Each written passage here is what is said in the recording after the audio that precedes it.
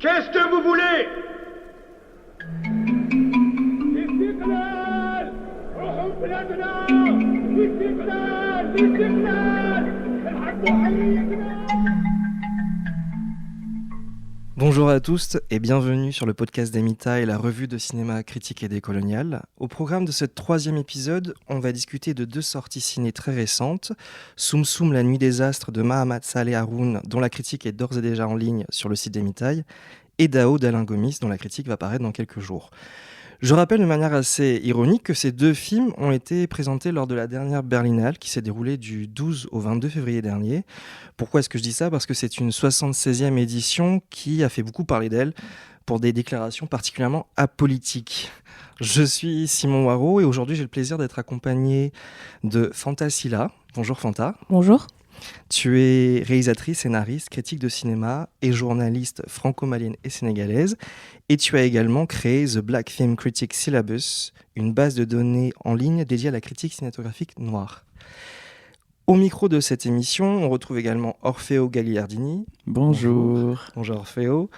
Alors, tu es illustrateur, BDiste et réalisateur et tu nous as fait l'honneur d'inaugurer le premier podcast d'Emita. Donc, ça s'est très bien passé, donc je suis de retour. Et enfin, le fondateur de la revue Emita, Corentin Lay. Bonjour Corentin. Salut. Merci à vous trois d'être présents. 5 ans après Lingui, Les Liens Sacrés, qui avait fait partie de la sélection officielle en compétition au Festival de Cannes en 2021, Mahamat Saleh Haroun signe avec Soum Soum, La Nuit des Astres, son 8e long métrage. De quoi est-ce que ça parle ? On est dans un village isolé du Tchad. La jeune Kelou, lycéenne, est traversée par des visions qu'elle ne comprend pas. Grâce à sa rencontre avec Aya, une exilée aux secrets douloureux, elle va découvrir une autre façon de regarder son passé, ses rêves, mais aussi son village.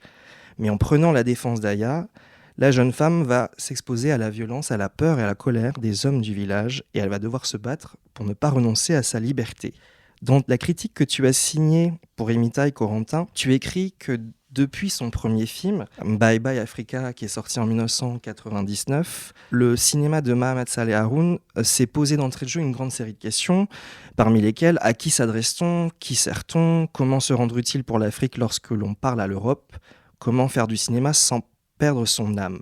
Et à ces questions, tu ajoutes, je te cite toujours, que le réalisateur a répondu par une sorte de retenue, une sorte de style de plus en plus épuré, un cinéma de la force tranquille. Est-ce que Soum Soum, La Nuit des Astres, ce nouveau film, s'inscrit lui aussi dans cette ligne ? Ouais, tu fais bien de me lancer là-dessus parce que c'est vraiment la première impression que j'ai eue en voyant le film. Enfin, en sortant du film, je me suis dit, c'est pas très spectaculaire, c'est pas très flamboyant, mais quelque part c'est ça qui m'avait déjà interpellé. C'est pour ça que j'avais envie d'écrire sur ce film, en dépit du fait que je connaissais assez mal en fait Mahamat Saleh Haroun, et en fait ça m'a donné l'occasion de découvrir ces films. Et c'est vrai que j'étais très surpris en voyant Bye Bye Africa, son tout premier film, parce que c'est vraiment le genre de premier film qui presque pose tous les problèmes tout de suite. Alors c'est assez rare finalement, enfin des cinéastes qui sont hyper conscients de leur position, des problématiques de leurs œuvres dès le départ. C'est-à-dire que premier film, tout de suite, il y a quelqu'un qui au Tchad, donc à N'Djamena, la capitale, qui lui dit mais en fait tu reviens là pour nous exploiter, pour faire des images avec nos gueules et après repartir chez les blancs. Enfin, t'aurais pu être médecin, ça aurait servi à quelque chose au moins. Enfin, tout de suite, c'est hyper. Ça m'a assez étonné en fait parce que pour le coup, j'avais découvert son cinéma avec Lingui justement à Cannes. Donc je pense que c'est pas du tout le bon contexte pour découvrir ce type de cinéma parce que c'est vraiment le genre de film projeté là-bas qui suscite une indifférence absolue. C'est-à-dire que du coup, c'est typiquement le genre de film un peu soigné, un peu posé, avec pas trop d'effets, enfin quelque chose d'assez resserré. Et dans le contexte canois, en fait, tout le monde s'en fout quelque part. Mais ça m'avait quand même marqué, ça m'avait quand même frappé. Je trouvais qu'il y avait des trucs à aller chercher un peu au-delà de l'apparence assez classique du film. Et du coup, c'est pour ça que ça m'a un peu travaillé depuis. Et là, c'est vrai que j'étais étonné de voir en fait que Mahamat Saleh Haroun venait d'un cinéma au contraire assez explicite, et qu'en fait petit à petit, alors ça peut paraître étonnant du coup quand on voit Soum Soum, il a un peu posé ces questions de manière plus c'est plus en fond, enfin c'est plus adressé verbalement forcément. Donc voilà, la première impression que j'ai eue en voyant le film, c'est un truc de peu de sobriété, mais qui me semble être une fausse sobriété du coup. En voyant Bye Bye Africa, ça m'a un peu donné l'occasion de voir qu'il y avait quelque chose derrière, quoi. Ouais. C'est vrai que je connaissais pas ces films auparavant, ce qu'il a fait auparavant dans sa cinématographie, dans sa filmographie, pardon. Moi, j'ai trouvé que c'était un film ouais, je sais pas, genre j'ai pas trop aimé dans le sens où genre j'avais l'impression d'avoir déjà vu un film comme ça, cette quête initiatique où il y a genre des phrases que j'ai l'impression d'avoir déjà entendues, genre du style tu comprendrais pas, j'ai des visions, je vais m'en occuper moi-même, non en fait la sorcière elle est pas si méchante, j'avais vu un film qui s'appelait I'm Not a Witch je crois, qui m'a fait un petit peu penser à ça. Après, le film, visuellement, il est très beau, il montre bien les paysages. Genre, il y a vraiment un accent sur le territoire que j'ai trouvé chouette. Mais ouais, en termes de développement, en fait, j'avais un peu cette impression, encore, je vais faire une comparaison encore un peu étrange comme la dernière fois, d'avoir un truc à la Zelda un peu. Alors, Genre je vraiment m'attendais on est sur cette terre et on va aller voir la sorcière, puis après on va aller dans le désert. Un truc On de va- quête en fait. Ouais, un truc de quête, voilà, exactement. Mais qui plonge pas vraiment en profondeur. Et du coup, c'était agréable, sobre, mais je me suis un peu demandé qu'est-ce qu'on allait en dire en fait au final de ce film-là qui est très sobre au final. Ouais, bah, c'était un peu le défi, j'avoue. Moi, j'aime bien. C'est des défis critiques où, tiens, je vais prendre ce film-là et en fait, essayer de se poser des questions peut-être un peu plus profondes sur ce que le film a l'air. Mais en fait, t'as raison, c'est très symbolique. Enfin, il y a voilà, presque des personnages qui incarnent autre chose qu'eux-mêmes. Et en fait, tout ça fait partie voilà, d'un cheminement, quoi. Qu'on pourrait résumer à des grandes phrases, des grandes lignes, et donc il y a quelque chose comme ça d'assez déstabilisant, peut-être déroutant quand on voit le film. Mais c'est assez beau, surtout sur la fin du film. En fait, moi, franchement, tout le développement du film m'a un peu ennuyé. Et puis la fin, j'étais là, ah, on rentre enfin dedans. Il y a une scène qui, moi, genre, j'ai été bouche bée, genre, parce que j'étais là, genre, ah, c'est ça que j'attends du cinéma, en fait. C'est l'instant où elle regarde le grand rocher à tête d'aigle, et d'un coup, il bouge. Et là, bam, on bascule en fait. C'est-à-dire que oui, on avait l'histoire de la sorcière, des voix, la nuit, genre comment elle est en transe, machin, tout ça. Et là, vraiment, on sortait un peu plus du réel. Et quand il commence à décrire les personnes qui ont été perdues, qui se transforment en pierre, que en fait les pierres portent la mémoire, tout ça, ça, moi, c'est ma came. Franchement, là, j'ai trouvé ça intéressant. Alors que le reste du développement du film, je me disais, bon, en fait, ça serait au Tchad, ça serait ailleurs, ça pourrait être un peu la même histoire qui serait racontée. Alors que là, on s'approche, et d'ailleurs, on sentait un intérêt pour le patrimoine. Hein, je connais pas bien au Tchad, mais il y avait cette espèce de. Dans la roche des dessins. Et on sentait, ils voulaient nous amener peut-être vers quelque chose qui existe déjà et mettre en valeur un aspect de la culture et vraiment montrer les rites aussi avec un peu de cet aspect mystique qu'il va à fond dedans dans le film en soi. Et quand vraiment on bascule, qu'elle amène le corps, qu'il y a les espèces d'âmes non enterrées qui viennent la tourmenter, là, moi, c'est des parties qui m'ont plu, ouais. Mais j'ai cru comprendre que c'était aussi cette partie-là qui t'avait le plus intéressé, Corentin, en lisant ta critique. Ouais, c'est ça. Bah, en fait, vu que c'est un film, donc, alors, je connais pas évidemment la culture et toutes les croyances au Tchad et tout, et donc j'ai bien quand même l'impression que le film essaie de dessiner une sorte de voie de sortie de la modernité un peu, on va dire, morcelée, quoi, de l'Afrique centrale, tu vois. Par un retour à des croyances précoloniales, voire pré-islamiques, etc. Enfin, des trucs qui remontent à très très loin, en fait. Et donc il y a cette idée comme ça. De revenir voilà à des choses presque dans la roche, quoi, tu vois, un truc minéral presque, quelque chose comme ça. Et forcément, du coup, le film va travailler une sorte de sortie des injonctions sociales contemporaines. En l'occurrence, le patriarcat, c'est souvent ça qu'il fait dans ses films quand même. Lingui, c'était déjà le cas. Je sais que Grigri, alors c'était pas le patriarcat, c'était plutôt le capitalisme. Enfin, à chaque fois, il y a un grand ennemi, si tu veux, et il faut essayer de trouver une issue de secours. Voilà. Et donc, ce qui est intéressant, c'est qu'évidemment, tout ce qui est le plus beau dans le film, c'est quand cette issue de secours advient. Tu vois, enfin, dans Grigri, je me rappelle, c'est un de ses films qui est le plus connu pour le coup parce qu'il était en compétition à une époque, et c'est là où vraiment il s'est imposé comme ça dans le cinéma d'auteur aussi, dans le marché européen évidemment. C'est à partir de ce moment où, quelque part, il esquissait des voies de sortie, des choses très, très claires. Et dans Grigri, c'était carrément, on retournait à un village matriarcal, alors que c'était un homme qui essayait de s'en sortir dans la capitale. Il était amené à truander et tout. Mais pour revenir à ce que tu disais sur cette fin-là, ce qui me plaît en fait dans cette fin, c'est qu'évidemment, en fait, tout le film nous parle quand même de quelqu'un qui a des visions, mais c'est un peu un film très sobre, donc c'est un peu un film sans vision qui parle des visions. Alors du coup, pendant la moitié du film, t'es un peu là en mode bon, tu vois ce que va je se veux dire ? passer quelque chose, et c'est assez satisfaisant une fois qu'il se passe quelque chose, je trouve. Mais ces scènes-là de vision, il y en a une au début du film, Il y en Pas a. sous la pluie. Enfin, Il y en a même une quand elle est sur la petite plage, et moi j'ai trouvé ça intéressant parce que dans la manière dont elle l'a filmé, avec une exposition un peu longue, et du coup il y a beaucoup de jeux de ralenti, ça m'a fait penser à un film d'horreur japonais que j'avais vu quand j'étais lycéen qui s'appelait Kairo Pulse, je crois sinon. oui, c'est ça. Et en fait, dans ce film-là, il y a une scène terrifiante où il y a un esprit qui avance Dans un couloir là, dans qui un sort du couloir, derrière le et d'un canapé. coup, en fait, il fait un geste très très très perturbant au ralenti. Et en fait, quand j'ai vu ça, sans beaucoup de son aussi, en fait, on coupe en fait tout ce qui pourrait être des bruits horrifiques, et c'est terrifiant. Et ce que j'aimais bien, alors je sais pas si c'était fait exprès, mais c'était les chants contre chants étaient très étranges dans le film sur ces scènes-là, quand elle revoit sa mère à la fin du film ou des choses comme ça. Les chants contre chants ne correspondent pas. L'angle qu'elle a n'est pas le bon par rapport au corps qui est au sol ou des choses comme ça. Et ça, je trouve que c'est un langage très de l'image fixe et un peu de la bande dessinée. Donc, moi, j'ai trouvé ça chouette, cette manière de le filmer. C'est-à-dire qu'en fait, il y a beaucoup de moments où on filme juste sa réaction et pas ce qu'il y a en face. Et donc, on est dans cette attente. Et là, notre cerveau, il commence à essayer de s'imaginer, mais qu'est-ce qu'elle va voir ? Et les perspectives sont un peu étranges. Moi, j'ai bien aimé cet aspect un peu déroutant, mais ça m'a pas suffi pour que je me dise génial ce film.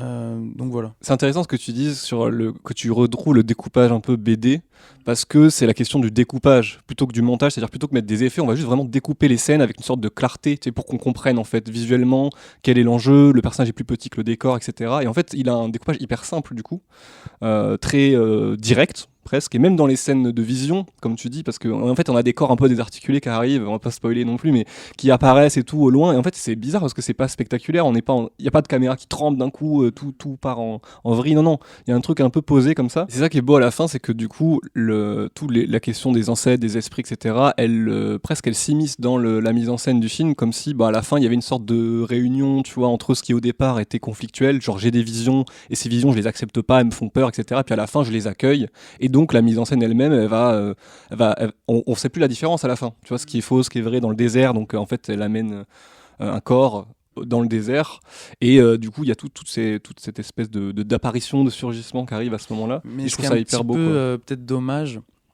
c'est que voilà, je sentais pas vraiment le Tchad. En fait, genre le pays est pas vraiment cité, et donc c'est pour ça que Zelda quoi, donc, dans le sens où genre c'est quoi cet univers dans lequel on est? Est-ce que c'est tout fantasmé? Est-ce que c'est tout inventé? Parce qu'au final, genre, le récit initiatique prend vraiment la place. Et là, ça, c'est un truc super intéressant que j'ai trouvé, c'est qu'au moment où le titre s'est affiché à la fin du film, j'ai vu qui avait un peu écrit le film, et j'ai vu Laurent Godet. Je sais pas si vous voyez qui c'est. C'est un romancier français que Ok. j'ai Ah oui. étudié de ouf au lycée, qui a fait Eldorado, Cri, qui a fait La mort du roi de Songor. Et en fait, je me suis dit, et voilà. En fait, genre, c'est pour ça que j'ai cette impression de déjà vu aussi. C'est que il a déjà fait des récits comme ça, initiatiques, qui m'allaient quand j'étais lycéen. Mais en fait, je me suis dit, voilà, regardez qui nous raconte encore l'histoire, en fait. Non, j'ai juste une question, juste sur la base de ce que vous dites et aussi l'affiche du film et même le titre. Et ce que tu viens de dire là, j'ai l'impression que le film il est destiné à un jeune public. Enfin, je sais pas si vous avez eu cette impression quand vous avez vu le film. Je trouve que l'affiche donne cette impression. Ouais, il y a un côté, tu vois, tu parles de Zelda et tout. Enfin, je trouve il y a dans ce que je comprends de la simplicité et tout que tu décris, que peut-être que c'est un film qui est destiné plutôt à un public jeune, ce qui n'est pas le cas de ces autres films qui sont beaucoup plus destinés à des adultes. Donc je sais pas si vous avez eu cette impression, et peut-être ce côté parcours initiatique et tout, ça peut aussi expliquer ça. Oui, je précise pour les auditeurs et les auditrices que Fanta n'a pas vu le film, du coup elle pose la question.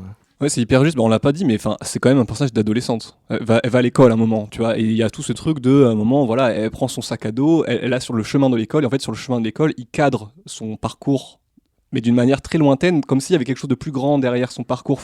Et donc c'est vrai que ça fait beaucoup penser à, on parlait de découpage BD et tout, un truc un peu presque symbolique. Il y a même des cadrages, dessin. le fait qu'elle soit toute petite à côté des grands décors. C'est ça dont je parlais, ouais. Voilà, c'est vraiment un langage visuel aussi un peu hérité du jeu vidéo. En vrai, pour y reprendre, qui a inspiré par exemple les Zelda, il y a Shadow of the Colossus, qui est un jeu du studio Ico, qui est vraiment basé sur de la narration environnementale. Et vraiment, c'est vrai que c'est un truc qui parle peut-être aux plus ados et tout ça. et qui revient en fait dans ce film-là. Je suis assez d'accord. Et ouais, donc non, mais pour conclure, je pense que, il y avait vraiment cette idée. Tu parlais, je savais pas du tout que Laurent Gonnet. Moi, je regarde pas les génériques, j'avoue. Je sors, tu vois. Mais ça m'a fait penser parce qu'en fait, il cite beaucoup, par exemple, quelqu'un comme Rossellini comme inspiration, le cinéma de Rossellini, cinéma italien des années 50, etc. Avec toujours ces idées de, on a des personnages un peu en crise existentielle, et puis à la fin, une ultime, on va dire, apparition qui leur redonne la foi, quoi. Enfin, qui leur redonne une autre manière de croire au monde et tout. Ça fait très universaliste un peu. Ben voilà, et donc peut-être que c'est ses inspirations à lui. Moi, j'essaie de pas, il y a aussi lui, sa position par rapport au Tchad, etc. Quand il fait du cinéma qui est produit en France, etc. C'était des questions qui étaient posées dans Babel Africa. Et en plus, je crois qu'il n'y a pas de cinéaste tchadien avant aussi son travail à lui, vraiment, qui est ancré sur place. Donc en fait, il est en train de faire des films qui n'ont pas d'autres points de référence, presque que ceux auxquels que lui connaît, et donc en effet il va chercher presque des récits qui sont peut-être extérieurs en fait. Je suis d'accord que c'est ce qui va rendre le film plus académique, tu vois, qui plus prévisible dans son déroulement, mais je trouve quand même qu'il y a quand même des trucs qui résistent là-dedans. C'est ça qui m'avait intéressé. Fait, ouais. Et dans le texte, c'est vrai que je faisais pas forcément l'éloge du film, mais il y avait quand même des choses, tu vois, à aller chercher, je trouve, dans les interstices un peu de tout ça. Oui, effectivement. Je précise juste avant de passer à Dao. Effectivement, c'est un réalisateur tchadien qui est naturalisé français et qui vit en France depuis 1982. Et dans un document promotionnel autour du film, qui est le dossier de presse, il explique que le lieu de tournage l'avait beaucoup frappé parce qu'il avait envie de raconter une histoire dans ces décors incroyables. Donc ça dit aussi quelque chose aussi sur son rapport au territoire, une distance, un temps de proximité, tout ça un peu. On le sent même dans le placement de la caméra en fait. C'est ça qui est assez fou. Ouais. C'était donc Soum Soum, la nuit des astres, et c'est d'ores et déjà en salle. Nous quittons à présent le nord-est du Tchad pour parler d'une œuvre transcontinentale, aussi entre réel et fiction. Dans son 6e long métrage, Alain Gomis s'interroge sur la transmission, la double culture, le retour au pays. De quoi parle ce film ? De nos jours, Gloria marie sa fille Nour en banlieue parisienne. Un an plus tôt, en Guinée-Bissau, elle assistait à la cérémonie qui consacre son père décédé en ancêtre. D'une cérémonie à l'autre, entre passé et présent, vie et mort, réalité et fiction, Gloria va se réconcilier avec son histoire, trouver sa place et connaître un moment de paix. Fanta, Orfeo, Corentin, vous avez tous les trois découvert le film lors de la dernière édition du Cinéma du Réel, dont vous trouverez un compte-rendu sur le site d'Emitaï. J'ai envie de me tourner vers toi, Fanta. Qu'en as-tu pensé de Dao ? Moi j'ai été éblouie par Dao. J'étais trop heureuse après la fin de la séance, quoi. Je sais que avant de le voir, j'étais assez sceptique au regard de la durée du film, qui me paraissait vraiment très très long.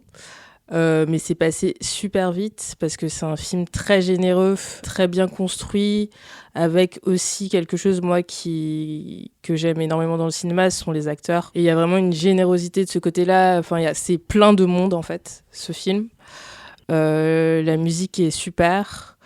À la fois la bande originale, la musique du film, quoi, et une musique qu'on connaît pas forcément, qui est la musique de la Guinée-Bissau, mais aussi, je pense, béninoise. Enfin, voilà, toute cette partie de l'Afrique dont la musique n'est pas aussi populaire que la musique nigérienne ou la musique malienne ou sénégalaise. Voilà, donc moi, franchement, j'étais sur le cul à la fin de ce film. J'avais pas du tout envie d'en parler après. J'avais envie de rentrer chez moi, de rester avec les personnages, avec le geste, en fait, d'Alain Gomis, parce que Alain Gomis, c'est alors moi j'ai pas vu tous ses films, j'ai vu Félicité, j'ai vu moi c'est surtout d'Alain Gomis, je cite beaucoup son court-métrage Petite Lumière, qui est un court-métrage qui est sorti en 2003, en tout cas qu'il a réalisé en 2003, sur une petite fille assez chippie, qui arrive à transformer le réel de ses mains, qui a une relation assez conflictuelle, mais très belle avec sa mère. Et en fait, Alain Gomis, dans mon imaginaire et dans ma tête, ça a toujours été un cinéaste africain, sénégalais, parce que beaucoup de ses films sont réalisés sur le continent. C'est vrai que la partie française d'Alain Gomis, elle n'était pas forcément accessible. Et ce que je trouvais beau, ce que je trouve beau depuis son film sur Monk aussi, l'artiste de jazz, voilà, Rewind and Play, c'est que à travers la figure de Monk, il commençait à parler un peu plus de son rapport à la France, même s'il l'avait déjà fait avec la France par ailleurs.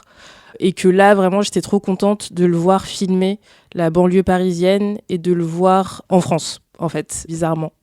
Et ensuite, après, de découvrir la culture un peu mystique de la Guinée-Bissau, des rites funéraires, de voir son process aussi de travail. Enfin, il y a un truc un peu somme dans ce film où il semble aussi nous parler de comment il travaille, son rapport au documentaire, à la fiction, aux limites des deux genre, format, rapport à l'art. Et après, pour en parler plus dans les détails des scènes, mais en tout cas, moi, j'étais hyper heureuse après ce film, quoi. Alors, est-ce que ce sentiment est partagé par Orfeo ? Clairement.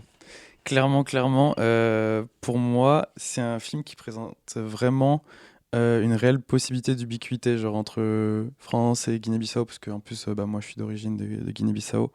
Et il m'a mis trop bien le film. Enfin, genre, j'étais vraiment heureux. En fait, genre, j'ai vu des scènes que je connaissais pas forcément de joie pendant le mariage, mais aussi le bonheur dans la tristesse de l'enterrement et la tristesse dans le bonheur du mariage. Enfin, vous voyez.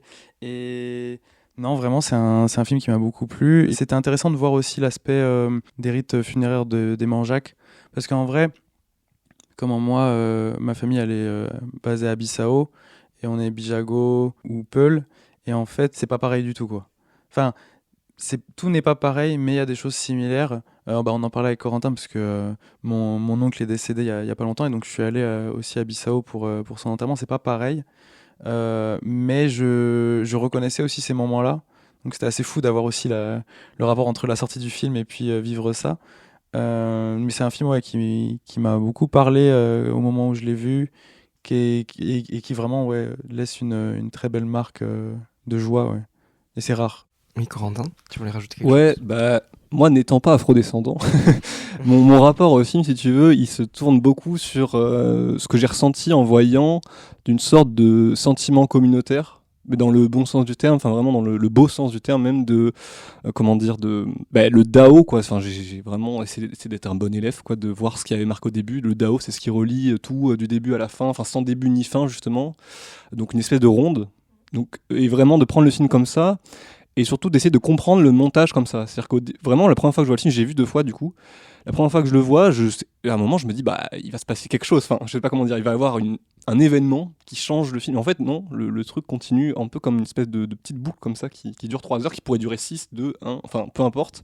Et donc, il y a vraiment cette idée de montage alterné, enfin, parallèle plutôt, entre 2 réalités qui en fait ne forment qu'une seule et même réalité. Et ça, pour le coup, toutes les populations diasporiques dans le monde peuvent comprendre ce que c'est d'avoir un peu la tête coupée en 2, quoi, et d'essayer de trouver une forme pour retranscrire ce sentiment-là diasporique et le sentiment communautaire à partir de ça. Donc c'est ça que j'ai trouvé hyper précis dans la manière dont le faisait le film. Alors très désirable aussi, parce qu'on n'a pas tous la chance d'être dans une famille aussi grande et aussi presque, enfin c'est assez impressionnant presque, comme tout ce que ça déploie, toutes les questions que ça pose, toutes les générations. C'est des moments où genre en plus les familles se retrouvent. Donc c'est hyper émouvant parce que on n'a pas tous aussi la chance de se retrouver pour un mariage, de se retrouver pour un enterrement. Et donc ça c'est très fort. Je te rejoins sur ce truc il y a un peu un désir de qu'est-ce que j'aimerais aussi qu'on se retrouve tous ensemble, la famille en fait, et de le voir. Moi j'avais un peu les larmes aux yeux. J'étais là, genre c'est tellement beau de le voir en fait, et comment il y a plein de fois, moi, les mariages, je regardais ça de loin en me disant, genre, en vrai, un mariage, c'est surtout pour la famille qu'on le fait, c'est un peu chiant pour les mariés. Là, je voyais, j'étais, non, c'est le kiff total. Je veux me marier, en fait. Enfin, j'adorais. Jusqu'à un certain point, quand même. Moi, ce que j'aime beaucoup dans le film, c'est aussi que soit sa durée ou certains moments du film, c'est qu'à un moment, ça peut être très cruel. C'est-à-dire que moi, il y a un moment du film où un personnage arrive avec sa femme enceinte, qui est par ailleurs blanche, voilà. Et on comprend que ça fait longtemps que les gens l'ont pas vu au mariage. Et toute cette séquence jusqu'à la fin qui va, en plus, elle, pour le coup, aller jusqu'à une scène de bagarre, je l'ai trouvé hyper cruel. Enfin, c'était un moment vraiment où là, tu vois pour le coup côté vraiment mauvais de la famille, le côté vraiment dedans, sectaire, dehors, quoi, clanique, voilà. Quoi qu'il ait fait, ce mec, tu vois. Il y a un côté vraiment où tout d'un coup, surtout dans ce genre de grande famille, moi, c'est vraiment, pour le coup, j'ai vraiment vu ma famille, parce que je viens d'une très, très grande famille. Quand t'es l'étranger, ou l'étrangère dans ta famille, c'est une position très dure. Et ça, qui passe autant de temps dessus, c'était à la fois hyper crispant et en même temps, j'étais contente que justement le film, ce soit pas juste une sorte de exaltation de la famille, de la communauté, mais qui est aussi quand même... c'est le cas à la fois pendant le mariage avec ce personnage-là et aussi en Guinée-Bissau pendant tout le moment de recueillement autour... du père de la protagoniste. Il y a aussi un personnage qui tout d'un coup devient le personnage qui doit être corrigé parce qu'il boit trop, etc. Et, enfin, je trouve qu'il arrive quand même à montrer aussi le côté vraiment excluant de la famille et le plaisir, la jouissance que peuvent tirer les gens aussi de cette exclusion. Parce que moi, c'est vraiment ça qui m'avait aussi saisi dans ce moment-là. Tout d'un coup, tout le monde est un peu méchant et content d'être méchants et méchants ensemble. Et ça, c'était trop cool de voir ça dans un film parce que c'est vrai, en fait. C'est très vrai. Et voilà, les films qui se passent en Afrique, ou moi, je suis très pro négativité de la part des minorités. Je veux qu'il y ait des personnages cruels, que soit montrée aussi la méchanceté, la cruauté des personnes dites minoritaires. Parce qu'on a toujours une injonction à la gentillesse et à la complaisance, etc. Donc j'aime bien voilà, ce côté un peu, ce moment de méchanceté vraiment tout d'un coup dans ces deux moments de joie et de rassemblement. Il y a tout d'un coup quelqu'un qui vient se faire rejeter et qui est totalement exclu en même temps en restant là, quoi. Et puis lui-même, il a un truc de genre je suis là et je vais montrer que je suis là. Ouais, oui, c'est assez déchirant parce qu'il vient aussi cette femme-là qui ramène avec lui, elle est enceinte et puis les gens voient le ventre et ils sont là genre waouh. Et c'est dur aussi, genre surtout autant pour lui mais pour la fille qui vient présenter. Et c'est vrai que je le percevais pas forcément comme ça, mais il y a ce côté où en fait on rigole un peu de cette situation harcèlement en fait, où genre tout le monde est là à vanner genre ah ouais, t'es avec lui. Mon gars, mais le bébé, faudrait te l'enlever, quoi. Parce cette que, scène, elle m'a fait penser. Bon, la ref est peut-être un peu acrobatique, mais ça m'a fait penser à un film de Keshish. Enfin, voilà, sur les communautés qui d'un coup, il y a un intrus et hop, et la communauté se construit presque par la négative dans l'exclusion, etc. Et en fait, c'est vrai que tout à l'heure, j'ai dit que c'était une espèce de ronde où tout était relié.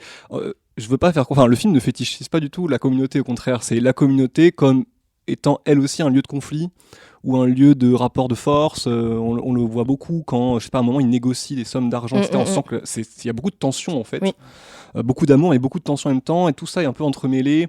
Il y a aussi une autre scène, alors la scène que je viens d'écrire, c'est en Guinée-Bissau, et puis il y a une autre scène, du coup, au mariage en France, où il y a Thomas Njijol qui, d'un coup, cherche la merde, quoi. Enfin, il lance un sujet un peu enflammé sur la question des relations homosexuelles et tout, et est-ce qu'on les exclut ou pas, justement, de la famille, et donc ça crée tout de suite des trucs. Et je trouve qu'en fait, il arrive très bien à faire un truc... Pour le coup, j'ai fait mes devoirs, j'ai vu la France pour la première fois avant-hier, quoi, et ça m'a frappé. Vraiment, la ressemblance, en tout cas pas le film, mais vraiment le tout début du film, c'est sur un mariage monté en parallèle avec les rues de Dakar. Et il y a Samir Ghezmi dedans, en plus, dans la France. Donc il joue le père du personnage principal enfin l'ex-mari du personnage principal de Dao. Et donc il y a une sorte de ressemblance, et ce qui était marrant, c'est que la réponse dans la France à ce parallélisme-là, France, Sénégal, etc., il était ultra énervé. Enfin, vraiment, c'est un personnage qui est étudié en France et qui se fait arrêter parce que ses papiers sont pas en règle, et d'un coup il en veut à tout le monde, et en fait il détruit tout le monde autour de lui, et la première personne qu'il détruit, c'est ses proches, quoi. Il a une colère politique, et la colère politique, elle se répercute sur sa propre communauté. Alors que là, je sens qu'il y a une forme de... J'ai écouté l'interview d'Alain Gomis sur Parole d'honneur, là, qui est sortie hier, à l'heure où on enregistre. Et je sens une forme de sagesse quand même. Enfin, il essaie de, pas de mettre de l'eau dans son vin, mais d'avoir un peu de recul sur toute cette colère-là qui est toujours présente, ces conflits internes, politiques. Il essaie de les prendre d'une manière un peu plus sage, quoi, un peu comme... Enfin, ça devient un daron, quoi, tu vois. Et c'est marrant, c'est que tout le dispositif de making of, ça, on n'en a pas parlé encore, le côté je filme processus de tournage lui-même fait qu'on a l'impression que le film, qu'il essaye de constituer une famille pour le film. Enfin, le film, il se destine à être un film et donc à être juste une communauté en lui-même. Enfin, il y a un mélange, je crois, qui fait jouer des gens de sa famille, des amis, des gens dans ses précédents films. Il y a un mélange comme ça. Et puis même Thomas Nigel n'est pas Bissau-guinéen, mais il est là parce qu'il fait partie d'une famille élargie. Et donc le film, presque, il est fascinant, comme tu disais, à regarder le film s'est fait comme ça. Et qu'est-ce que ça produit quoi, d'improvisation, de mélange, d'écriture, de pas écrit. C'est trop bien de pouvoir voir intéressant. comment il a été construit. Je trouve les scènes de casting qui sont hyper étonnantes et de répétition qui d'un coup sont cutées et puis on passe à vraiment genre le film et on sait pas trop mais c'est documentaire ou pas. Moi dans les cuts qu'il y a pu avoir, moi ça me plaisait trop comment il enlevait les moments de voyage parce qu'en vrai genre c'est un moment qui est un peu très présent, trop présent des fois dans les récits de voyage entre deux pays. On met le voyage et ça paraît trop important. On est direct quoi. On va avoir genre la fameuse scène dans l'avion où mais si seulement j'avais. Enfin bon, et je dis ça, genre même moi, genre dans le film que j'ai fait à la fin de mes études, genre je l'ai faite cette scène. Le plan où tu regardes par le hublot. Ouais, c'est ça, non mais voilà, tu vois. Et en fait, genre elle me fatigue cette scène. Même si genre c'est vrai que c'est éprouvant un voyage en avion. Quand j'étais dans l'avion pour l'enterrement de mon oncle, je lisais le livre de Louisa Yousfi. Comment il s'appelle ? La Grande Méthode. Et le livre est pas mal, mais alors j'ai détesté le passage de l'avion. Pardon, c'est pas une diss track, mais en fait, genre, je l'ai trouvé genre super gênant. Il y avait un effet de style sur. Ils sont dans l'avion, il y a les consignes de sécurité, et en fait, elle joue un jeu de style un peu genre attachez vos ceintures, taisez vos pensées sur le retour au pays natal. J'étais genre, c'est méga gênant. Et je crois que c'est un peu ironique. Quoi. Alors, ouais, je sais pas. Moi, quand j'ai lu ce passage, je me dis, c'est un peu tourné en dérision. Ouais, je pense qu'il y a peut-être ce côté-là, et c'est vrai que dans ce film-là, le fait qu'il enlève tout ça m'allait vraiment. Genre que d'un coup, on passe de l'enterrement au mariage, ces cuts-là me faisaient vraiment du bien, qu'on enlève le moment du voyage. Je sais pas ce que toi t'en penses, peut-être Fanta. Pour revenir sur ce que disait Corentin, il y a un côté film apaisé, du coup, qui peut justement se couper de scènes un peu de transition convenues, parce que Alain Gomis, il vit entre le Sénégal, la France, donc maintenant c'est le voyage, pourquoi en parler, parce que c'est plus un événement. Je pense qu'il y a des choses qui sont plus des événements maintenant pour lui, et donc ça ouais, moi je suis assez d'accord que c'est cool qu'il n'y ait pas toutes ces étapes assez attendues. Et sur le côté making of documentaire, moi ce que j'aime avec ça, c'est qu'il justement dans ce côté presque Alain Gomis revient en France et s'ancre en France. Moi, ce qui m'a vraiment touchée, c'est tous les témoignages de femmes qui parlent de leur vie de femme et de mère et de leur colère. Et que, en fait, le casting, c'est juste une sorte de prétexte pour pouvoir documenter ça. Ça, j'ai trouvé ça trop beau. Parce que, en fait, je me suis dit, en fait, ce film pourrait absolument se passer de tout ce début-là. Tout le début où on a le casting, on a du coup la protagoniste, elle est jouée par Cathy Correa, c'est bien ça, oui. Ouais.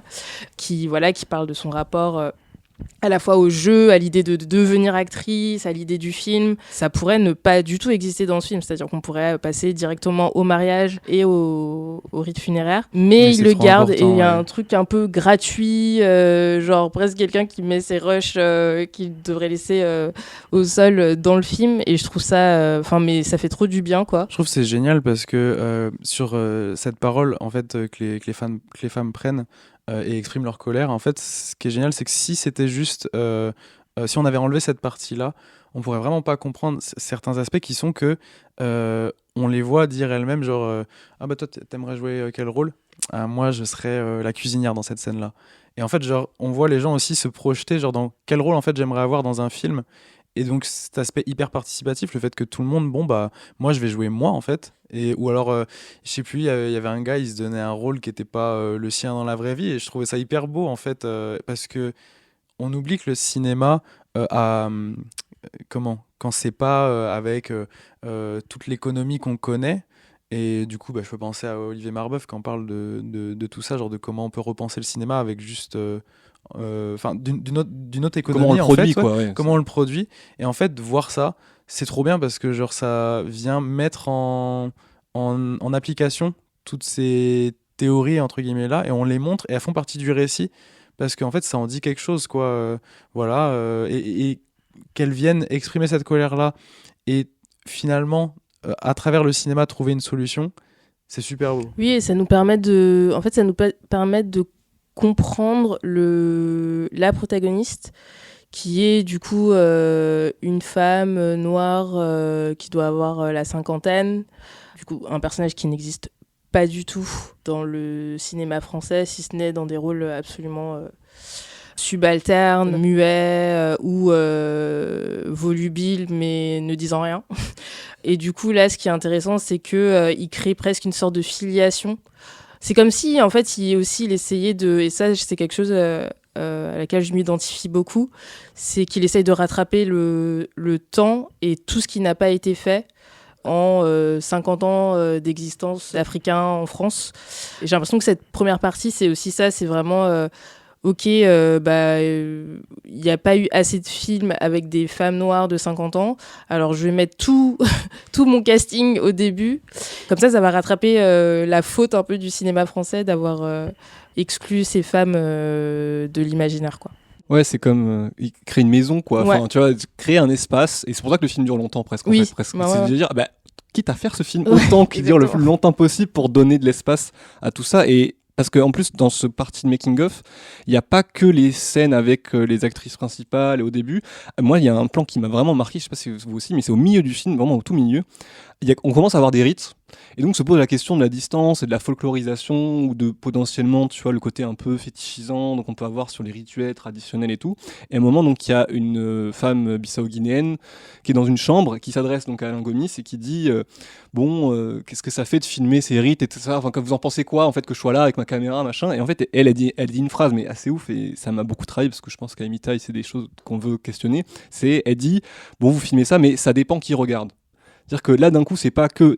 Dans la communauté, il n'y a pas que les gens qui font le film, il y a aussi les gens qui regardent le film. Et en fait, tu rentres ou pas dans cette ronde-là aussi. Enfin, il n'y a pas de critères d'entrée, si tu veux, mais il y a déjà cette question qui est posée de... Ok, il y a le film, il y a l'existence du film objectif avec ses plans, il y a tel raccord, c'est le même pour tout le monde, mais il va complètement se transformer en fonction de la personne qui regarde. Et là, d'un coup, moi, ça a eu un vertige de spectateur devant le film. Je me dis, ah bah oui. Enfin, je sais pas, je me regardais moi-même. Enfin, d'un coup, je me posais la question de ma position devant le film. Et c'était hyper fort, quoi. En plus, c'est quelqu'un, je pense... Enfin, tu vois, on a pris un personnage qui n'est pas présent forcément dans le reste du film. C'est juste une parole, une fulgurance comme ça qui te remet à ta place, quelque part, dans le bon sens, quoi. Et je trouvais ça hyper fort parce que le film pose cette question. On est où, nous, dans cette ronde, quoi, de tout ça? Mais est-ce que je pense aussi que ça vient aussi rompre le rythme du film, comme c'est un jeu d'alternance continue. Il y a quelque chose qui berce un peu le spectateur, qui a une sorte de flottement. Et là, c'est vrai qu'elle apparaît et sa phrase, en fait, nous extirpe un peu de la ronde et dire attention, on va bien parler 2 minutes par contre. Et c'est vrai qu'il y a un moment où ça nous sort du truc, mais pour des bonnes raisons. Ouais, parce qu'il y a un peu ce piège aussi du film, je sais pas ce que vous en pensez, du côté flux, quoi, le côté flux qui nous coule dessus et en fait on retient rien. Enfin, il peut y avoir une sorte de monotonie des fois. Enfin, je pense que ça dépend à quel degré d'attention on est en fonction des scènes et tout. Je trouve que des fois c'est hyper beau. Par exemple, il y a tout un passage où on est dans la forêt à la fin, il y a des raccords avec le plafond d'une église et la canopée des arbres. Enfin, je trouve ça incroyable la manière dont il y a des trucs de montage assez ouf. Et donc là, il y a une sorte de lyrisme un peu. Enfin, je pensais au film de Terrence Malick, des fois, des trucs un peu spirituels, avec des voix off, un peu comme ça, mentales. Et de l'autre côté, une sorte de petite. Une petite musique. Alors moi, je connais pas grand chose en musique, mais le piano du film donne une sorte de distance. Je sais pas ce que vous en pensez. Moi, je suis curieux d'avoir votre avis de quelle est la sensation dans laquelle ça vous met, parce que du coup, des fois, moi, je regarde ça un peu de loin. Enfin, avec la musique qui relie la France et la Guinée-Bissau. Enfin, voilà, j'aimerais bien vous entendre là-dessus parce que ça m'a un peu questionné. Tu vois, sur l'intensité presque du film, et quelque part, le film n'est pas obligé d'être intense, mais de fait, je me pose la question un peu. Après, moi, je trouve que ce qui permet justement de pas être trop dans une sorte d'immersion bercée, c'est le personnage principal qui, elle a un côté un peu ironique. Et en fait, il a choisi vraiment le meilleur personnage, je trouve, à suivre, parce que elle a l'air à côté des choses. En même temps, elle est dedans, on la voit beaucoup à l'écart, mais aussi discuter avec d'autres femmes. ça se voit qu'elle a un statut particulier dans sa fratrie où c'est un peu elle qui doit arbitrer les choses et apaiser les choses, que c'est elle qui doit aussi un peu retenir. Elle parle de son rapport à son père, et on sent que c'est un rapport dur, complexe, et en même temps, ça m'a marqué le moment où les enfants doivent dire au père pendant le question-réponse là, avec la dépouille, il y a sa sœur, j'imagine, qui ne veut pas répondre. Elle a besoin de temps et tout pour dire ce qu'elle a sur le cœur. Alors qu'elle a une sorte de prestance assez tranquille, alors même qu'on sait qu'elle a un rapport difficile à son père. Et du coup, je trouve que ça crée une opacité et en même temps un attachement qui fait qu'on, quand même, quand elle apparaît, je trouve qu'on sait où on est. Parce qu'elle est toujours... Parce qu'elle sait aussi un peu où elle est. C'est ça, elle sait où elle est. En fait, elle a ce côté, pas enfant d'immigré comme on peut l'être... Oui, c'est pas sa fille. Oui, c'est ça, il y a un côté... Oui, c'est ça, c'est sa fille, elle a un autre rapport qui est peut-être plus proche du nôtre, là, autour de cette table. Alors que la mère, elle a un rapport plus complexe parce que j'imagine que en plus elle parle la langue et tout alors que la fille ne parle pas la langue. Enfin voilà, il y a un truc où c'est beaucoup plus proche et en même temps il y a quelque chose de douloureux qui fait que elle est ancrée et en même temps elle est à côté. Et du coup elle a pas le côté je vois l'Afrique pour la première fois et genre il y a un truc assez dur et en même temps apaisé bizarrement, mais un peu voilà le film quoi. Il y a un peu on a besoin côté, de ce genre vraiment... de personnage dans ces scènes-là en fait, je trouve, parce que la femme par exemple qui fait la fulgurance, tu disais, genre qui donne un commentaire à un moment donné à la caméra, en fait on a besoin de ces trucs-là parce que tu disais on se perd un petit peu au bout d'un moment, genre on retient pas tout de ce qui se passe pendant le rituel et enfin, pour l'avoir vécu récemment en plus, bah c'est le cas en fait, tu sais pas toujours ce qui est en train de se passer et en fait on a besoin de gens aussi pour tout simplement t'expliquer un peu, être un peu entre les deux. Moi c'était mon cousin qui avait ce rôle-là en fait pendant l'enterrement de mon oncle et c'est vrai que bah tu sais pas forcément tout. Par exemple il y avait une dame qui était venue exprès, elle nous mettait une espèce de mélange avec du coco comme ça genre au niveau du cou. Je disais c'est pourquoi en fait c'est les proches de la famille, genre c'est pour faire fuir le mal.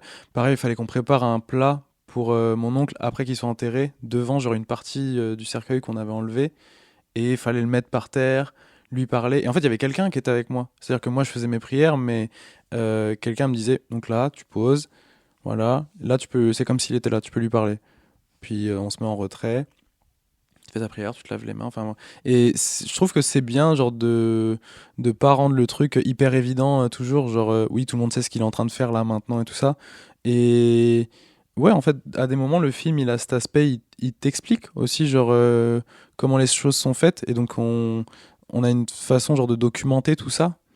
Et tous ces gestes et tout, que tout le monde ne comprend pas, d'ailleurs. Parce que, vous voyez, par exemple, mon cousin, quand fallait que je prépare à manger pour mon oncle, tout ça, il me dit, faut que tu fasses ça. Je comprends pas. Moi, j'y crois pas, mais si tu veux, tu le fais. Moi, je me sentais plus en phase avec ce truc-là aussi.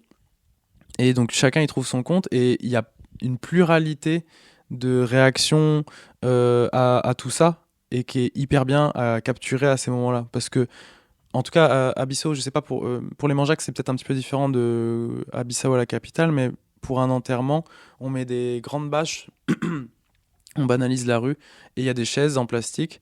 Et pendant une semaine, en gros, on va s'asseoir et venir parler, discuter, genre à la mémoire du défunt ou pas, ou juste venir discuter comme ça. Et il y a plein de rituels, en effet, qui jalonnent tout ça, mais pas que. Il y a énormément de moments de discussion et des moments de rien, des moments où juste les gens sont en train de dormir comme ça parce on qu'on voit est, beaucoup on est des fatigué, gens sur des quoi. chaises quoi, qui attendent. Ouais, et ça vraiment c'est un C'est truc long, qui quoi. est hyper présent. Le film, il montre bien ça, qu'en fait bah, tout le monde est un peu assis dans un coin et participe à ça, mais pas forcément hyper activement, genre ouais, d'accord, je vois. ça y est, on se met tous à danser en même temps, tout le monde sait où est-ce qu'il doit mettre le pied et tout ça, quoi. Oui, mais je rebondis sur ce que tu viens de dire. C'est vrai que le mariage et la cérémonie funéraire, c'est vrai que ce sont deux événements de vie qui permettent des retrouvailles familiales. Autrement, par exemple, quand on est ancré dans une culture, par exemple, française, il y a peu d'occasions où les familles proches et la famille lointaine se réunissent. Et c'est vrai que c'est deux moments forts qui, sur le papier, s'opposent diamétralement. Et en fait, ce sont deux moments où ce sont plus ou moins les mêmes retrouvailles. Il y a de la joie, il y a des moments de rire dans le deuil. il y a des moments de règlement de compte dans le mariage. Et je trouve, pour rebondir sur ce que vous avez dit, moi effectivement, ce qui m'a un peu fasciné, c'est que le principe d'alternance n'est jamais synonyme de rupture. C'est-à-dire il y a jamais de rupture à l'image. Bon, tu parlais par exemple de l'absence de scène de transition, d'avion. Moi je pense que c'est complètement voulu pour jeter une sorte de flou, mais en même temps, on sait où on est, comme tu dis, Fanta. Quand on se raccroche au personnage, on sait exactement où on se trouve, on sait exactement à quel moment ça se passe. Mais il y a quand même, dans le découpage, dans le montage, quelque chose qui, plus le film avance, plus les choses tendent un peu à se confondre un peu. Genre, on pourrait très bien se télescoper facilement entre les deux yeux. C'est là que le film vraiment, il rend heureux, c'est que on se rend compte que bah ouais, en fait, tu peux être là-bas, dans cette peau-là, cette famille-là, et être en France, enfin, peu importe, t'es chez toi, ici, là-bas aussi. Et c'est ces identités-là, en fait, et ça fait du bien de le voir. Et c'est hyper bien d'avoir le personnage aussi de la mère, ouais, je C'est trouve. l'idée que, bon, moi je m'arrêterai là-dessus, enfin, je sais pas si après Fanta tu vas rebondir, mais c'est l'idée que la communauté ou notre identité est une sorte de collage, tu vois. Et que pour représenter ça, quoi de mieux qu'un montage au cinéma pour monter des mouvements et faire des fois des jonctions, tu vois, la route en région parisienne, hop, la route en Guinée-Bissau, ou je sais pas moi, un arbre au-dessus des gamins qui jouent au foot lors d'un mariage, et hop, la tombe du père au pays. Et tu vois, dans nos têtes, il y a un peu ce truc-là des fois de collage et de montage. C'est très cinématographique en fait, je trouve, et c'est hyper précis quoi dans ce que ça. Je trouve que c'est hyper apaisé de le voir comme ça. Enfin, moi, vu mon parcours, je trouve que ça fait du bien parce que tu marches dans une rue en France, tu marches dans une rue à Bissau, tu marches en fait. T'es la même personne et tu peux rester intègre là-dedans. Je pense que ce qui nous met en joie, c'est presque qu'il a réussi de manière apaisée. Et on est chacune dans notre parcours d'enfants immigrés ou métis, etc. Et on peut avoir des moments de grande colère, de grande dissociation, de grande résignation ou d'indifférence totale. Enfin, ce que j'aime beaucoup dans le film, c'est le côté vraiment apaisé, encore une fois, de la déchirure, elle peut être douce. Enfin, il y a un truc doux qui peut... et le conflit existe pour tout et tout le monde, mais la vie, il y a un côté la vie continue, quoi. C'est un peu cliché de dire ça, mais et je voulais juste rebondir sur un autre truc, c'est que tu parlais de Keshish tout à l'heure, Corentin, et moi c'est vraiment à lui que j'ai pensé à certains moments du film et à la fin, j'étais en mode ah oui, c'est un film vraiment kéchichien dans le sens plein, généreux. Boulimique presque. Oui, c'est ça, trop de... Enfin, tu te demandes, mais combien de temps... le monteur, il a passé combien de temps dessus? Mais aussi ses côtés durs, etc. Et ouais, je pense que c'est ce qui aussi réjouit les gens, quoi. C'est le côté très généreux qui, pour moi, contraste beaucoup avec un certain cinéma d'auteur très rachitique, très frugal. Et là, ça fait du bien, quoi, de voir un film plein. Ouais, et c'est la preuve qu'on peut faire du cinéma à la Keshish sans la toxicité, tu vois, du tournage, parce que pour le coup, je crois qu'au contraire, il y a l'idée de faire la même chose, mais dans une grande fête, quoi. C'était donc Dao d'Alain Gomis, et c'est en salle depuis le 29 avril. Sans transition, place maintenant à la minute recommandation culturelle. Orfeo, Corentin, est-ce que vous avez un coup de cœur à partager avec nous? Je me tourne vers Orfeo. Oui, j'ai une recommandation culturelle en bande dessinée, une bande dessinée qui s'appelle Idée Noire, qui est du studio Baraka Graphica et qui est parue dans la maison d'édition Frémoc et qui retrace en fait le parcours de 4 immigrés, alors de Guinée, Burkina Faso, Guinée-Bissau et Sénégal vers l'Europe. Et j'ai adoré cette BD parce que juste par sa démarche en fait à la base, parce que c'est des histoires qui sont vécues, pas seulement interprétées. C'est-à-dire que les personnes qui les dessinent sont sans papier, ont eu ces parcours de vie-là, et c'est des BD à plusieurs mains. Et je trouve que c'est un peu différent que dans le cinéma. On va, par exemple, on va se dire, on va prendre un sans-papier pour jouer dans le film, il va interpréter telle chose. Là, en dessin, c'est hyper personnel le dessin. Moi, j'aime trop la bande dessinée et je trouve que c'est un petit peu différent du roman parce que du coup, là, on va mettre une image. Donc, comme au cinéma, on met en image, mais l'image, elle arrive à capter des paysages. C'est-à-dire que les gens portent des paysages, mais quand tu es acteur, tu ne peux pas vraiment porter le paysage avec toi. Quand tu dessines, tu peux vraiment le faire, lui donner en fait vie, genre quoi, par le dessin. Et donc j'ai trouvé ça hyper beau, rien que par la démarche. Il est aussi genre très comment on apprend des choses en vrai dans le livre. Et ça a été très bien coordonné, je trouve, dans ce livre-là, la manière dont chaque histoire se suit. Et puis ils viennent parler des manifestations qu'ils ont pu faire, de comment en fait eux ils veulent aussi être dans la dignité. Donc en tout cas, ouais, une super bande dessinée de chez Frémok. Voilà. Merci. Corentin? Ouais, moi je vais recommander un livre que j'ai lu et qui date en fait de 2018, qui est donc un livre de Joseph Andras qui s'appelle Kanaki, sur les traces d'Alphonse Dianou, et qui revient donc sur la vie et sur le parcours d'Alphonse Dianou, qui est un des militants kanak indépendantistes qui a mené la prise d'otage d'Ouvéa en 1988. Donc le livre est écrit 30 ans après, et qui a été tué par l'armée, en plus de 20 autres personnes à la fin de cette opération, dont 19 Kanaks évidemment. Et moi j'avais découvert Joseph Andras, son travail avec Au loin le ciel du sud, qui était un petit récit, qui faisait un peu ce qu'on a dit, une sorte de montage dans le roman, entre les rues de Paris, avec les barricades, l'histoire de la commune et les gilets jaunes, et le parcours d'Ho Chi Minh quand il était à Paris dans les années 20, avant de mener la révolution au Vietnam. J'avais trouvé ça incroyable, et surtout en termes de style, hyper lyrique, hyper affûté, assez mordant. Enfin, il y a quelque chose comme ça, on sent la colère et la détermination, l'émotion dans toutes les phrases, donc c'est des récits assez courts. Et là, bon, c'est un peu la même chose, sauf que c'est beaucoup plus long, plus sur le mode de l'enquête, donc il va en Kanaki et il fait tout ce travail-là. Et c'est vraiment un peu l'idée qui me travaille beaucoup, je pense comme nous toutes ici, l'idée de comment on fait la révolution, est-ce qu'on applique nos principes d'un futur désirable dans notre lutte même, ou est-ce qu'on passe à la lutte armée, quoi.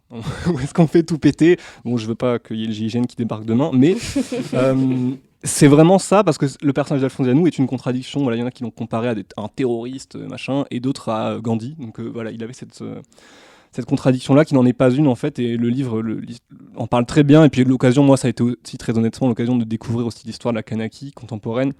Donc que des dingueries, dont on parle très peu finalement. Et voilà, c'est toute une histoire en fait très proche. 88 c'était hier, et voilà, il y a des choses comme ça qui sont hyper belles dans ce livre, et Joseph Andras il en fait toujours quelque chose d'assez beau, je trouve, tout en assumant sa position d'écrivain, quoi. Un peu extérieur forcément, et qui fait des raccords dans sa tête et qui essaie de rester à sa place en même temps d'être dans cette lutte là, donc voilà, je le recommande. Merci à vous pour ces recommandations, et on profite de ta présence, Fanta, du coup, pour parler de ton travail. Donc je rappelle que tu es réalisatrice, scénariste, critique de cinéma et journaliste, et en 2025 tu as aussi réalisé ton premier court-métrage de fiction, Laura, donc L''Aura avec un A majuscule, produit par le groupe de recherche et d'essais cinématographiques. Est-ce que tu peux nous en dire un peu plus sur ton travail et sur ton premier court-métrage de fiction? Mon parcours, en fait, il commence dans la critique et le journalisme. J'ai commencé la critique au milieu des années 2010. J'ai commencé pendant un séjour étudiant aux États-Unis. J'écrivais des petites critiques pour les sorties cinéma dans la ville où j'habitais, c'était Madison, dans le Wisconsin. Et après, quand je suis rentrée en France, c'était hyper important pour moi de maintenir un lien avec les États-Unis, parce que c'est là-bas que j'ai formé ma pensée, notamment noire, féministe, de gauche, en étant hyper ancrée en ligne sur Tumblr. Parce que je savais que le paysage français critique ne pourrait pas m'accueillir, et surtout pas à l'époque accueillir une critique de cinéma féministe, antiraciste, ou qui vient citer des auteurs ou autrices de la pensée noire, etc. Pour moi, c'était important de continuer à écrire en anglais. Donc la plupart de mes textes sont en anglais, écrit pour des revues internationales. J'ai un peu écrit sur la télé pour les Inrock. Ensuite, j'ai vu que la critique, ça ne rémunère pas du tout et que de toute façon, toutes les places sont prises. J'étais un peu frustrée de toute façon du travail critique, de la position critique, et je voulais aller plutôt dans la création. Donc j'ai commencé un peu le scénario dans l'audiovisuel. J'ai travaillé pour Netflix. J'ai réalisé avec Johanna Maccabi une sorte de spot publicitaire pour Netflix aussi. Qu'est-ce que j'ai fait? Ensuite, j'étais au chômage. Et pendant que j'étais au chômage, une de mes résolutions de 2023, c'était d'écrire un scénario. J'avais jamais écrit de scénario. J'ai pas fait d'école, j'ai pas de formation, etc. Et du coup, j'ai écrit le scénario de Laura, Et vu que c'était un premier film, je l'ai envoyé au grec en me disant de toute façon c'est la loterie, le grec. Enfin voilà, il y a tellement de gens qui s'inscrivent que je vais pas l'avoir. Je l'ai eu. Et, et du coup, enfin voilà, le grec, c'est voilà ce groupe de recherche et d'essais cinématographiques cofondé par Jean Rouch et qui finance de plusieurs manières des premiers films. Le grec donne une somme, 19 000 euros et quelques, et en fait tu fais ton film. Voilà. Et à partir du moment où ton scénario est sélectionné, le grec t'accompagne en prod, mais c'est pas du tout comme une prod classique, t'as vraiment une sorte d'autonomie qui fait que tu peux faire le film que tu veux, vraiment. Et voilà, et donc du coup, dès 2024, je me suis mis à former mon équipe. Et en 2025, vraiment à cette époque-là d'ailleurs, le 30 avril, c'était mon dernier jour de tournage. Et voilà, et je l'ai tourné dans la Goutte d'Or. L'histoire est un peu, c'est 2 jeunes femmes noires qui marchent dans la Goutte d'Or. Elles vont à une librairie pour un événement ésotérique pour se prendre une photo d'aura. Donc l'aura, c'est cet espace autour de nous qui contient des informations importantes sur soi, etc. Et il y en a une qui s'appelle Claudia, qui est un peu plus sceptique, et Antonia, qui elle est vraiment à fond dans l'ésotérisme. Et en fait, apparaît sur la photo du coup de Claudia, qui est jouée par Douce Dibondo, qui est une poétesse, une autrice d'essais, notamment sur la race, la pensée queer, etc. Et Antonia... On aime beaucoup ici, en tout cas. Qu'on adore, qui est une star. Et Antonia, qui est jouée par Vanessa Missé, qui est une actrice aussi, qui a joué dans une série qui s'appelle Dear You, apparaît sur la photo donc, de Claudia, une forme que les gens interprètent comme un démon, une entité. Et à partir de là, la journée va être bouleversée. Donc voilà, j'ai filmé à la Goutte d'Or. Donc la Goutte d'Or, c'est un quartier du 18e arrondissement, un quartier populaire important pour moi parce que j'y vis et parce que c'était un peu le lieu d'escale de populations immigrées quand elles venaient en France. Ça reste un quartier toujours très populaire, très immigré, très noir d'un côté, très rebeu d'un côté, mais qui est en train de se gentrifier et de changer. Voilà, donc j'ai filmé sur un scénario qui était assez classique, un scénario de fiction. Et en fait, pendant le montage, moi, il y avait un truc qui me manquait énormément, c'était la Goutte d'Or, qui était quand même un personnage important du film. Et donc, encouragée par mon monteur qui s'appelle Surya Natarajan, qui est incroyable. Il m'a passé sa petite caméra et je suis partie filmer au caméscope des plans de la Goutte d'Or qui ont été intégrés au film. Donc j'ai filmé en avril, en octobre j'avais fini toute la post-prod et tout, et du coup il a été sélectionné à Côté Court dans la section grand angle. Tu peux nous dire quand est-ce qu'il passe peut-être pour les gens qui nous écoutent? Alors là pour l'instant j'ai pas les dates, donc c'est entre le 3 et le 13 juin. Donc je pense que c'est en mai là qu'ils vont annoncer les dates. C'est au Ciné 104 de Pantin. Et c'est au Ciné 104 de Pantin. Et de toute façon toute la sélection est vraiment super. Donc n'hésitez pas à y aller. Et voilà, je suis trop contente que le film existe et d'avoir pu travailler avec Douce Dibondo et Vanessa Missé. Douce Dibondo qui est pas actrice, mais moi je l'ai rencontrée en tant que poétesse, performeuse, enfin voilà.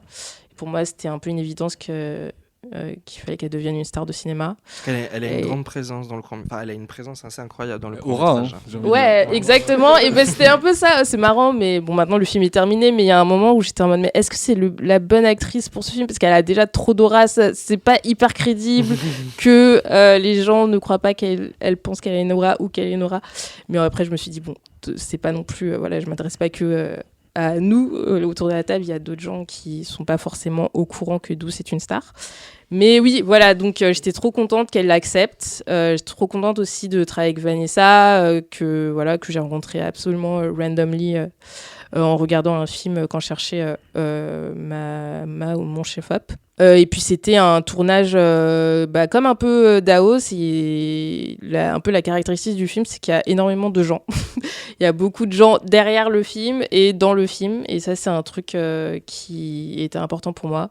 Et un peu ce que je disais sur Alain Gomis de rattraper le temps perdu, c'est un film pour moi qui rattrape... c'est un film que j'aurais dû réaliser à 20 ans, quoi, et qui rattrape des représentations que je n'ai jamais eues dans le cinéma français, et qui, pour moi, il y avait une urgence vraiment presque à la fois esthétique, mais hygiénique, mentale, que tout d'un coup existe dans l'imaginaire cinématographique des meufs de notre époque, qui parlent comme des meufs de notre époque et qui sont intelligentes, qui font des blagues un peu d'intello, qui sont à la fois dans l'ésotérisme, qui ont un rapport compliqué à leurs parents. Voilà, je voulais tout mettre. Si jamais tout d'un coup on décidait que je ne pouvais plus faire de film, c'était important que ce film montre tout. Mais voilà. Eh bien, merci beaucoup. C'était donc la fin de ce 3e épisode du podcast des Mitailles. Merci encore à vous 3 d'avoir répondu présenteux. Je remercie également Elena Alkeno pour l'aide à la conception de l'émission et Corentin Lé pour son montage. Si cet épisode vous a plu, comme à l'accoutumée, n'oubliez pas de lui mettre 5 étoiles et de laisser un commentaire sur votre plateforme d'écoute préférée.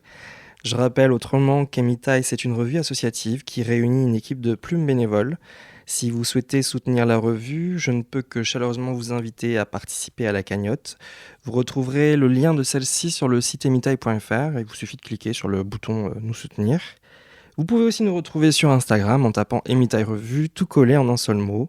Quant à moi, je vous donne, chères auditrices et chers auditeurs, rendez-vous le mois prochain pour le 4e épisode du podcast. À bientôt. الاستقلال روحوا بلادنا الاستقلال الحق حي